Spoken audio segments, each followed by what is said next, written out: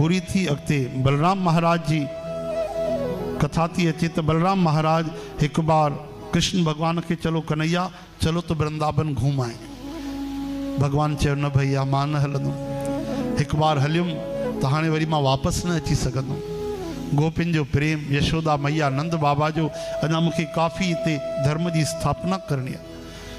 बलराम जी समझी आ तो कृष्ण न हलंदो। बलराम जी अकेला वया ऐं वाकई बलराम जी वया, वृंदावन हरी भरी थी वई। गोपिन में प्राण अची आ। यशोदा मैया, नंद बाबा अखियुनि जे गोड़नि सां सनानु कराए छॾियो। खूब भगवान बलराम जी घुमिया वृंदावन में, गोपिन सां बि गॾु वया।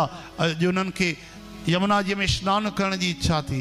आवाहन क्यों, हे कालिंदी प्रकट थी असांखे सनानु कराए। कालिंदी मैया न आई।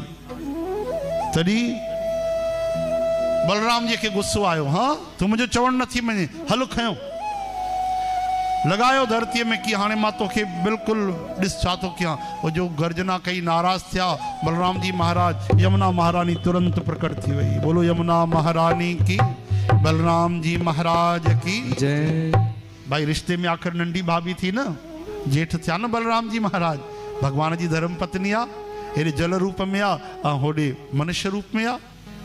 श्री कृष्ण गोविंद मुरारी हे नाथ नारायण वासुदेव। देव देव बलदेव के अची स्तुति करे और क्षमा घुरी। माता कालिंदी बलराम जी महाराज ॾाढो राजी थिया।